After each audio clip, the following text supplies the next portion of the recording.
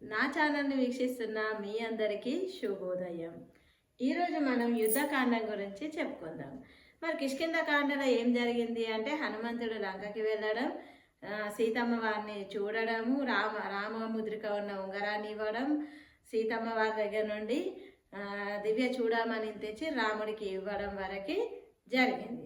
అందులో రావణుడి రాజ్యము, బలము, సైన్యము తెలుసుకొని వచ్చిండు హనుమంతుడు రాగానే రాముడు ఎంతో సంతోషంతో హనుమంతుడిని మెచ్చుకున్నాడు, ప్రశంసించాడు.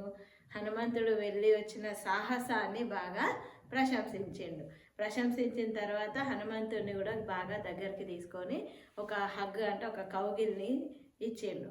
మంచిగా పట్టుకొని ఇంతకు మించి నేను నీకు ఏమీ ఇవ్వలేను హనుమ అని పొగుడుతూ చెప్పిండు.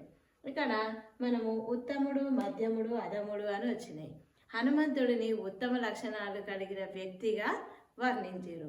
మరి ఉత్తముడు అని అంటే ఒక పనిని చెప్పినప్పుడు, ఒక కార్యం ఏదైతే ఉంటుందో దాన్ని సాధించుకొని వచ్చేటప్పుడు దానికి సంబంధించిన ఇంకా 2-3 పనులు ఏవైతే ఉంటాయో అవిటిని కూడా సక్రమంగా చక్కబెట్టుకొస్తే ఉత్తముడు అంటారు. అంటే చెప్పిన పనే కాకుండా దానికి సంబంధించిన రిలేటెడ్ వర్క్స్ కూడా కంప్లీట్ చేసుకొని వస్తే ఉత్తముడు అని పిలుస్తారు.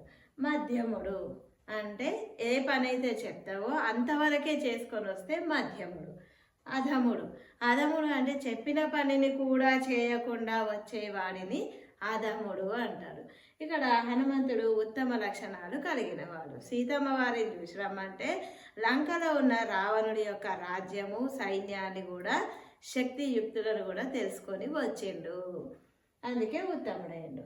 ఆ తర్వాత రాముడు మాట్లాడుకున్నాక రాముడికి మళ్ళీ సీతమ్మ వారు గుర్తొచ్చి కొంచెం దుఃఖం కలుగుతుంది. మనసులో చెప్పలేనంత దుఃఖం, బాధ కలుగుతుంటుంది. అంటే మనసులోనే ఏడుస్తుంటాడు రాముడు. అప్పుడు సుగ్రీవుడు చెప్తాడు, రామ, దుఃఖం అనేది మనిషి యొక్క శక్తి సామర్థ్యాలను, శౌర్య, ధైర్య, సాహసాలను నిరుత్సాహపరుస్తుంది. మళ్ళీ ఉత్సాహాన్ని కలిగించదు. మనం ఏ పని చేయడానికి కూడా తోడ్పడదు. అంటే మొత్తానికి మనిషిని ఎట్లా అంటే ఏమీ చేయలేని స్థితిలోకి తీసుకెళ్తుంది దుఃఖం. కాబట్టి నువ్వు ఈ సమయంలో దుఃఖించకూడదు. మరి ఇప్పుడు ఒక కష్టం వచ్చినప్పుడు ఏడ్చుకుంటూ కూర్చుంటే ఏమీ చేయలేము. కాబట్టి నువ్వు దుఃఖాన్ని వదిలిపెట్టి కోపాన్ని ప్రదర్శించు. నీ కోపము ఎవరిపైన? రావణుడి పైన నువ్వు కోపాన్ని పెంచుకో, ప్రదర్శించు. అప్పుడు అది నీకు యుద్ధం చేయడానికి ఉపయోగపడుతుంది. దుఃఖాన్ని వదిలేయని సుగ్రీవుడు శ్రీరాముడికి నచ్చజెప్పిన తర్వాత ఇంకా వీళ్ళు మాట్లాడుకున్నారు. ఇక అందరు కలిసి కిష్కింధ నుంచి ఎక్కడికి, ఇంకా మన భారతదేశం చివరన ఇప్పుడు ఉంది కదా తమిళనాడు ధనుష్కోటి, అక్కడి నుంచే కదా ఉన్నది వంతెన. అక్కడికి సముద్రం దగ్గరికి ప్రయాణాన్ని ప్రారంభించారు. ఎవరు? శ్రీరాముడు, సుగ్రీవుడు, జాంబవంతుడు, హనుమంతుడు అందరూ కలిసి ఇంకా యుద్ధానికి సిద్ధం అవ్వాలి కదా, ఇప్పుడు వెళ్ళాలి, లంకా ప్రయాణానికి సిద్ధమయ్యారు. అందరు ఇక్కడ నుంచి సముద్రం దగ్గరికి ప్రయాణం అయినారు. ఆ ప్రయాణం చేసేటప్పుడు ఆ సైన్యాన్ని అంతా చూసుకున్నది ఎవరు అని అంటే నీలుడు. కిష్కింధలో నీలుడు సైన్య అధ్యక్షుడు. ఆ సైన్యాన్ని అంతా అంగదుడు, సుగ్రీవుడు, వీళ్ళ రాజులు, ఆయన సైన్యాధ్యక్షుడు నీలుడు సైన్యాన్ని అంతా తీసుకొని నడుస్తూ, ఇంకా ఈ సైన్యంలో అందరూ అంటే పిల్లలు, వృద్ధులు, స్త్రీలు వీళ్ళని పక్కన పెట్టి మంచిగా యుద్ధం చేయగలిగే స్థాయిలో ఉన్న వానరులందరినీ తీసుకొని వానర సైన్యంతో సముద్రం ఒడ్డుకు చేరుకున్న తర్వాత ఇది ఇక్కడ రాముడు, సుగ్రీవుడు వీళ్ళుగా లంకను దాటడానికి ప్రయత్నం. మరి ఇక లంకలో ఎవరెవరు? ఇంకా లంకా ప్రయాణ నిర్ణయంలో నీలుడు ఆధ్వర్యంలో జాంబవంతుడు, సుషేనుడు, వేగదర్శి, సుగ్రీవుడు, రామలక్ష్మణుడు వీళ్ళంతా ప్రయాణమయ్యారు. ఇప్పుడు లంకలో ఇది ఇటు జరుగుతుంది. మరి లంకలో ఏం జరుగుతుంది అని అంటే రావణుడి సభ పెట్టుకొని ఇంకా ఆయన చెప్పుకుంటున్నాడు. హనుమ చెప్పేసి వచ్చిండు కదా రాముడు యుద్ధానికి వస్తాడు అని. వీళ్ళ లంకలో రావణ సభలో ఏం జరుగుతుంది అని అంటే ఇంకా రాముడు వానర సైన్యాన్ని మనము యుద్ధానికి వస్తా అని చెప్పిపోయాడు కదా, వాళ్ళది ఎంతలే, వాళ్ళ సైన్యాన్ని, మనం పెద్ద వానర సైన్యాన్ని లెక్క తీసుకోవాల్సిన అవసరం లేదు అని ఒకరికొకరు పెదవి విరుచుకున్నారు. అని అంటే ఏముందిలే వానరులే కదా. మరి రావణుడు చూసినప్పుడు రాముడు లక్ష్మణుడు ఎలా ఉన్నారు అంటే బ్రాహ్మణ వేషంలో, అంటే సాధువులాగానే అడవిలో ఉన్నారు. రాముడు చూస్తే గట్లా ఉన్నాడు, ఆయన సైన్యం వానర, హనుమంతుడు వానరుడు, వీళ్ళు మనల్ని ఏం చేస్తారులే అనేసి అనుకుంటూ ఉంటారు. సభలో ఉన్న వాళ్ళంతా రావణుడు, ఇంద్రజిత్తు, అంటే రావణుడి యొక్క కుమారుడు ఇంద్రజిత్తు, మీ ఇద్దరే ప్రభువు, మీకన్నా మించిన వాళ్ళు ఎవరున్నారు? ఆ రాముని చంపడానికి మీకన్నా ఇంకా శక్తియుక్తులు ఎవరికి ఉన్నాయి? మీకున్న శక్తికి వాళ్ళు ఎప్పుడో అదైపోతారు, వాళ్ళు ఎప్పుడో చనిపోతారు అనేసి రావణుని, ఇంద్రజిత్తుని పొగడడం మొదలుపెట్టారు. అదే సభలో ఎవరున్నారు అని అంటే విభీషణుడు ఉన్నాడు, కుంభకర్ణుడు ఉన్నాడు. అంత సభలో అందరూ ఆయనను మెచ్చుకుంటూ వానర సైన్యాన్ని తగ్గిస్తూ ఉంటే విభీషణుడు, రెండో వాడైన విభీషణుడు ఏమంటాడు అంటే, అన్న నువ్వు శత్రువుల యొక్క బలాబలాలు తెలియనప్పుడు మనం వాళ్ళని తగ్గించి మాట్లాడడం సరైనది కాదు. ఇప్పుడు వానరుని ఒక్కడనే చూసినావు, కానీ అక్కడ వెళ్ళి అక్కడ ఏముంది, ఏం కథ అని ఏం తెలుసుకోండి అవతల వ్యక్తిని తగ్గించి మాట్లాడడం సరైన పద్ధతి కాదు. అందులోనూ రాముడు అసలు నీకు శత్రువే కాదు. నీకు నువ్వుగా సీతమ్మ వారిని ఎత్తుకొచ్చి రాముడితో యుద్ధానికి, వానరులతో యుద్ధానికి వెళ్ళాల్సిన అవసరం పట్టింది. నువ్వు సీతమ్మనే ఎత్తుకరాకపోతే ఇక్కడ యుద్ధం ఎక్కడిది? నీకు నువ్వుగా ధర్మాన్ని పాటించకుండా నువ్వు అధర్మాన్ని పాటించినావు. శ్రీరాముడి యొక్క భార్య అయిన సీతమ్మని ఎత్తుకొచ్చినావు. దీనివల్ల నీకేం జరుగుతుంది అంటే ఆయుష్ తగ్గుతుంది, సంపద ఆస్తి నష్టపోతావు, ఆయుష్ తగ్గుతుంది, నీ కీర్తి ప్రతిష్టలు కూడా చెడిపోతాయి, మొత్తానికి నువ్వు నష్టపోతావు అనేసి విభీషణుడు ఎదురుగానే రావణుడికి చెప్తున్నాడు. నువ్వు చేసిన పని సరైంది కాదు, దీనివల్ల జరిగే పరిణామాలు ఇవి అని చెప్తున్నాడు. ఇక రావణుడికి చాలా కోపం వస్తుంటుంది.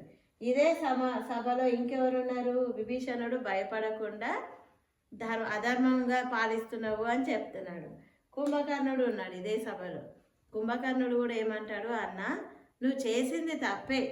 రావణుడిని ఈయన కూడా ఖండిస్తాడు, అన్నగారు మీరు చేసింది తప్పే, అయినప్పటికీ మీరు సీతాదేవిని ఎత్తుకొచ్చే ముందు నన్ను ఒకసారి సంప్రదిస్తే నేను మీకు ఏదైనా మంచి సలహా ఇచ్చేవాడిని. సరే జరిగింది ఏదో జరిగింది, కానీ జరిగే యుద్ధంలో నేను నీకు తప్పకుండా సహాయంగా ఉంటాను. రాముడిని వధించడంలో, రాముడితో యుద్ధం చేయడంలో నీ పక్కన నేను ఉంటాను. ఖచ్చితంగా రాముడిని నేనే చంపేస్తాను, నీకు సహాయంగా ఉంటాను.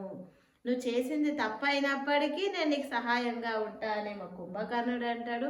నువ్వు చేసింది తప్పు, ముమ్మాటికి తప్పు అని విభీషణుడు ఖండిస్తాడు. ఈ ఇద్దరు మాటల్లో, విభీషణుడి మాటలకు రావణుడికి చాలా కోపం వస్తుంది. సభలో ఉన్న వాళ్ళకు కూడా కోపం వస్తుంది. ఎందుకంటే ఇంట్లో ఉన్న నలుగురు అన్నతమ్ములు ఒకే మాట మాట్లాడితే ఏం కాదు, ఒకరు అది ఒకరు ఇది అని అంటే వాళ్ళల్లో వాళ్ళకే గొడవలు వస్తాయి. ఇక్కడ కూడా అదే జరిగింది. విభీషణుడు అనుకుంటాడు, ఈ అధర్మ పాలనలో నేను ఉండలేను ఇక్కడ. చెప్తాడు, అన్న నువ్వు నేను తండ్రి స్థానంలో ఉన్నా నన్నే అంటావా అనేసి రావణుడు అంటే విభీషణుడు చెప్తాడు, నువ్వు తండ్రి స్థానంలో ఉన్న అన్నవైనప్పటికీ తండ్రి స్థానంలో ఉన్నావనే, నువ్వు ఎన్ని తిట్టినా నువ్వు చేస్తున్న పనులన్నీ చూస్తూ కూడా నేను మౌనంగానే ఇక్కడే ఉన్నా, ఇక నా వల్ల కాదు అనేసి చెప్తాడు. చెప్పిన తర్వాత అక్కడి నుంచి విభీషణుడు బయటకు వచ్చి, ఆయనకు ఒక నలుగురు అనుచరులు ఉంటారు, అంటే వెంట ఉండేవాళ్ళు. ఆ నలుగురిని తీసుకొని అక్కడి నుండి బయలుదేరి, లంకలో నుండి బయలుదేరి ఆకాశ మార్గంలో రాముడు ఎక్కడైతే సముద్రపు ఒడ్డున ఉన్నాడో అక్కడ వచ్చి ఆగుతాడు. అంటే ఇంకా నేల మీదకి రాడు, ఆకాశంలోనే అక్కడ పైన అట్లా నిలబడి రాముడిని శరణు కోడతాడు. రామ నన్ను కాపాడు, నువ్వే నన్ను రక్షించు రామ అని శరణు కోడతాడు.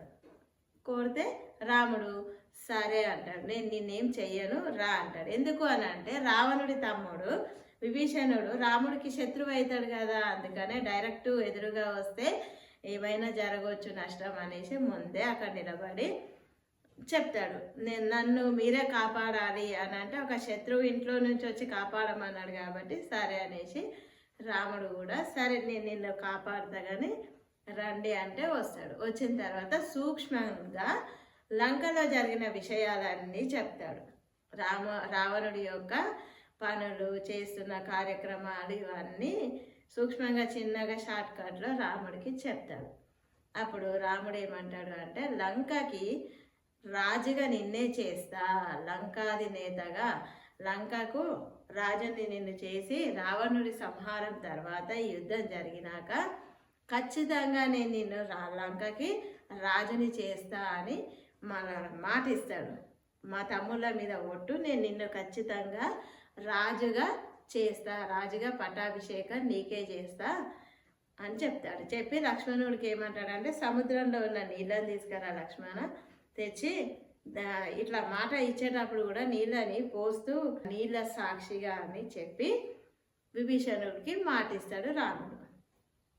ఇచ్చిన తర్వాత ఏమంటాడు, మరి నేను నిన్ను రాజుగా చేస్తా అన్నా కదా, ఈ యుద్ధంలో నువ్వు కూడా మాకు సహాయకారిగా ఉండాలి, నువ్వు కూడా మాకు సహాయం చేయాలి, అప్పుడే నేను నిన్ను రాజుగా చేస్తా అంటే తప్పకుండా నా సహాయం మీకే ఉంటుందని లంకలో ఉన్న ఎక్కడెక్కడ ఏమేమి ఉంది అనే విషయాలన్నీ రాముడికి చెప్తాడు. అందుకే ఒక సామెత ఉంది, ఇంటి గుట్టు లంకకు చేటు. ఇంట్లో ఉన్న ఆ రావణుడి తమ్ముడు విభీషణుడు ఎక్కడ ఏ సైన్యం ఉంది, ఎంత సైన్యం ఉంది, ఎక్కడి నుంచి కోటలోకి ప్రవేశించవచ్చు, ఇలాంటివన్నీ చెప్పిండు. లంక ఏమైంది, చేటు అంటే చెడు జరిగింది. అందుకే ఈ సామెత అప్పుడు పుట్టింది. ఆ తర్వాత విభీషణుడితో సహా వీళ్ళు ఇంకా యుద్ధానికి వెళ్ళాలి కదా అనేసి అనుకుంటే వాళ్ళకి ఎవరు సముద్రుడి సహాయం రాముడు అడగాలి. ఎందుకంటే సముద్రం మీద వంతెన కట్టాలి అనుకున్నప్పుడు పర్మిషన్ తీసుకోవాలి కదా. దానికోసం రాముడు ఏం చేస్తాడు అంటే సముద్రుడు ప్రత్యక్షం కావాలని సముద్రుని ఉపాసన చేస్తాడు. అంటే ఇక తపస్సు పూజనో లాగా చేస్తూ ఉంటే ఆయన ప్రత్యక్షం అవ్వాలి. కానీ ఇక్కడ సముద్రుడు రాక 3 రోజులు అయింది. రాముడికి మస్తు కోపం వచ్చింది. రాముడికి కోపం వచ్చి ఇంకా కళ్ళన్నీ ఎర్ర చేసి రాముడి దగ్గర బ్రహ్మాస్త్రం ఉంది కదా, బ్రహ్మాస్త్రాన్ని మనసులో ఎక్కుపెట్టి స్మరిస్తున్నాడు. స్మరించడం అంటే దానికి ఒక అస్త్రం వేయాలి అంటే దానికి ఒక మంత్రం ఉంటుంది. మంత్రం ఉన్నప్పుడే యంత్రం తంత్రం పనిచేస్తుంది. ఆ దాన్ని స్మరించుకుంటుండ మంత్రాన్ని లోపల గుర్తుకు చేసుకొని బాణాన్ని చెప్పుకొని వేస్తే ఆ బాణం అదే పని చేస్తుంది. ఈయన బ్రహ్మాస్త్రాన్ని తీసి ఎక్కుపెట్టి మంత్రాన్ని స్మరిస్తుంటే ఆ స్మరణకే సముద్రం అంతా అల్లకల్లోలం అయిపోతుంటుంది. నీళ్లు ఉప్పెనలాగా పెద్ద పెద్ద అలలు వచ్చి కొండలు రాలి పడుతుంటాయి, చెట్లు ఊగుతుంటాయి, ఒక గాలి వీస్తుంటుంది. అదంతా చూసి సముద్రుడు పరిగెత్తుకుంటూ పోతాడు. ఇక రాముడికి కోపం వచ్చింది అని. ఇదంతా జరుగుతూ ఉంటే మళ్ళీ తిరిగి వచ్చి నన్ను క్షమించండి రామ అనేసి రాముడిని అడిగి ఆ తర్వాత నీ ప్రయాణానికి నా సహాయం ఖచ్చితంగా ఉంటుంది అని సముద్రుడు రాముడికి మాటిస్తాడు. బ్రహ్మాస్త్రాన్ని ఎక్కుపెట్టిన సముద్రుడు వచ్చి చెప్పేసిండు, అయిపోయింది. మరి బ్రహ్మాస్త్రాన్ని ఎక్కుపెట్టిండు కదా, మరి దాన్ని ఏం చేయాలి ఇప్పుడు రాముడు? రెడీగా బాణం వేయడానికి పెట్టుకోడు కాబట్టి ఖచ్చితంగా దాన్ని ఎక్కడో ఒక చోట ప్రయోగించాలి.